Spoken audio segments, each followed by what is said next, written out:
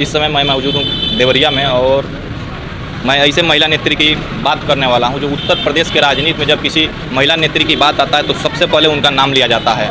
कैसे उन्होंने राजनीति की शुरुआत किया और आज तक विधायक भी रहीं और आज तक उन्होंने महिलाओं के लिए क्या कुछ किया है, आगे क्या रणनीति है, ये सब जानेंगे।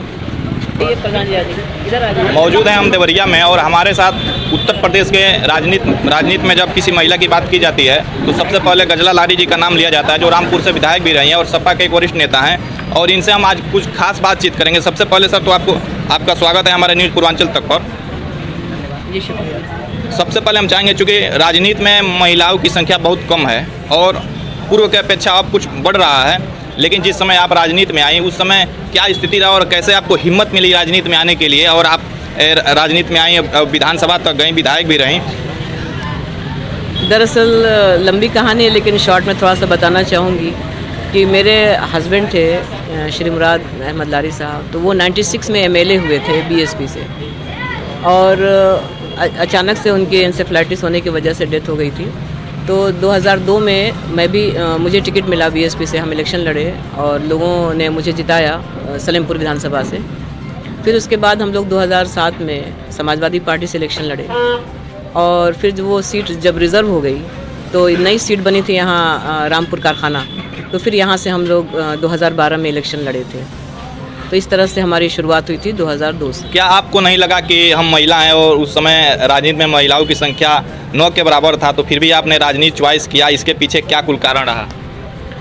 असल में फैमिली बैकग्राउंड था और हमारे जो स्वर्गीय मुराद लारी साहब थे तो उनको बहुत अच्छी शोहरत थी उनकी और बहुत अच्छा उन्होंने समाज में काम किया था, लोगों के लिए काम किया था। तो उनके ही लोगों ने मुझे प्रेरित किया कि आप आगे आएँ और उन्हीं के रास्ते पर चलते हुए क्षेत्र के विकास के लिए, समाज के उत्थान के लिए आप काम करें। इसलिए आप रामपुर से विधायक भी रही हैं तो आप महिला भी हैं, तो महिलाओं के लिए आप सरकार में रही, महिलाओं के लिए क्या कोई विशेष काम आपने किया या लड़ाई लड़ी?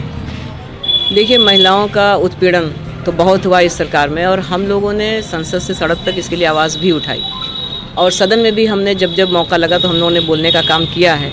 और अभी जब उन्नाव में जो कांड हुआ, आप सब जानते हैं, जो विधायक जी थे सेंगर जी, उन्होंने किस तरीके से जुल्म सितम किया, उसके खिलाफ भी हम लोगों ने लड़ाई लड़ी।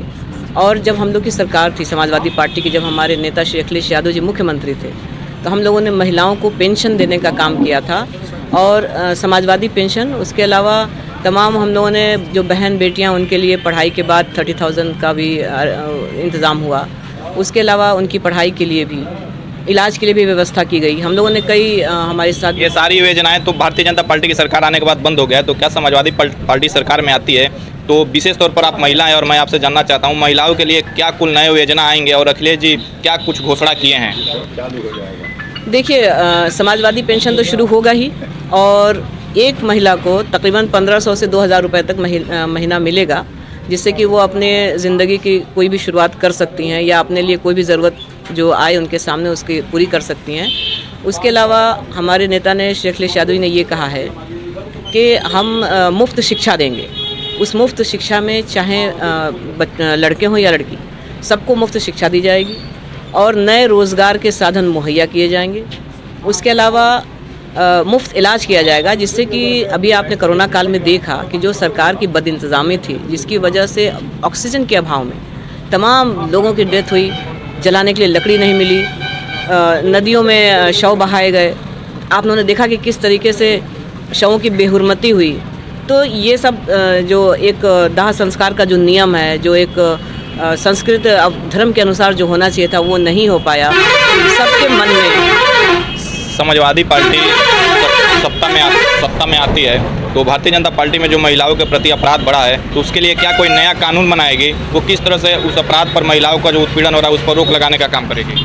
देखिए, इसके लिए हमारी जब सरकार थी तो पहले ही हमारे मुख्यमंत्री ने शुरू किया था 1090 डायल कीजिए और महिला अपना पूरा शिकायत उसमें डायरेक्ट दर्ज करा सकती थी और उस पर फ़ौरन कार्रवाई भी होती थी। कई लोगों ने चेक करके भी देखा, फ़ौरन कार्रवाई हुई, तमाम तरह के अपराध इससे रुके और महिलाओं को बल मिला कि हमारे लिए कोई है जो हमारी रक्षा कर सकता है, और वो किया गया। लेकिन जब ये सरकार आई तो उसको जो है पता नहीं उन लोगों ने उसका क्या किया कि कहीं कुछ नहीं हुआ और महिलाओं पर जुल्म ज़्यादती बढ़ती गई, तमाम अपराध हुए।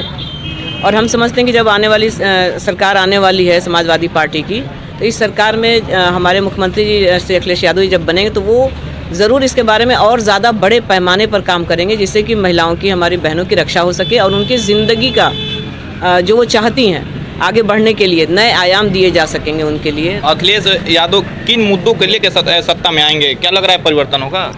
बिल्कुल परिवर्तन होगा। जनता यहाँ पर जो जुटी, आप किसी से भी पूछ सकते हैं कि सत्ता परिवर्तन होना तय है। किन मुद्दों को लेकर आप जनता के बीच में आप लोग जा रहे हैं, क्या लग रहा है? सबसे बड़ी चीज़ है महंगाई। अगर आप किसी भी महिला से, मैं महिला हूँ, मैं जानती हूँ कि घरों के अंदर गैस की कितनी दिक्कत है। आप यहाँ ये छोटी सी चाय की दुकान है, आप पूछिए इनसे कि गैस में कितने रुपए में ये गैस लाते हैं और चाय की क्या क्वालिटी हो गई, इसको मेंटेन करने के चक्कर में इन लोगों की क्या हालत हो गई।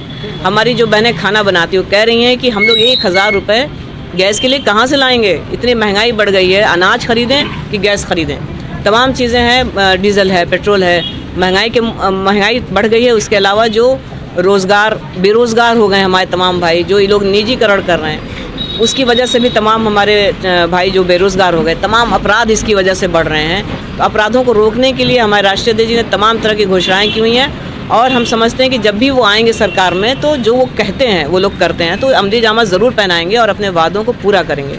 समाजवादी पार्टी के आप वरिष्ठ नेता हैं, नेत्री हैं, और समाजवादी पार्टी की सरकार बनती है तो स्पेशल तौर पर आप महिलाओं के लिए, अगर जनता चुन के आपको विधानसभा भेजती है तो आप महिलाओं के लिए क्या करेंगी?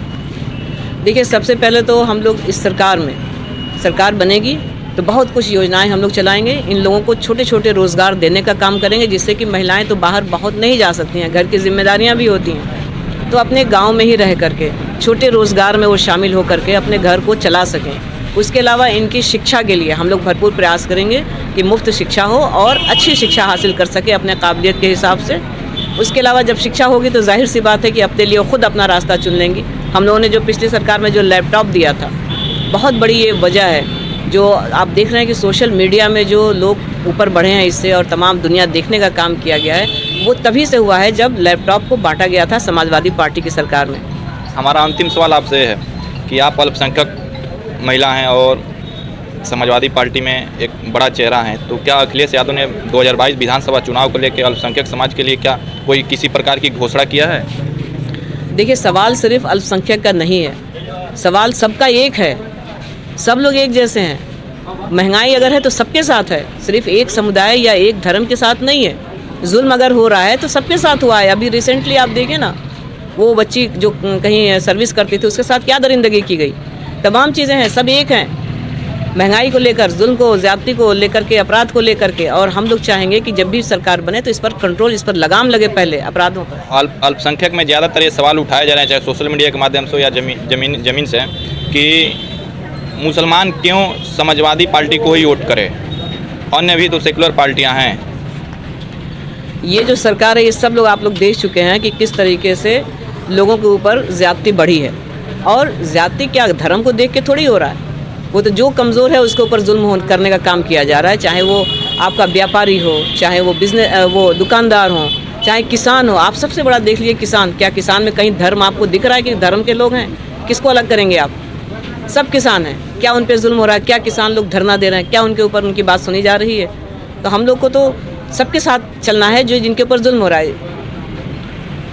आप देख रहे थे मेरे साथ रामपुर से पूर्व विधायक सपा नेत्री गजला लारी जी थी, और इन्होंने महंगाई पर, भ्रष्टाचार पर इन्होंने अपनी बात रखी। सरकार बनती है तो महिलाओं के लिए क्या कुछ किया जाएगा इन्होंने वो भी बताया। सरकार थी जब सब समाजवादी पार्टी की, तो इन्होंने क्या किया, क्या योजनाएं चले और महिलाओं के लिए विशेष तौर पर क्या कुछ हुआ, सारी चीज़ें इन्होंने बताया। बहुत बहुत धन्यवाद आपको। जी बहुत शुक्रिया भाई।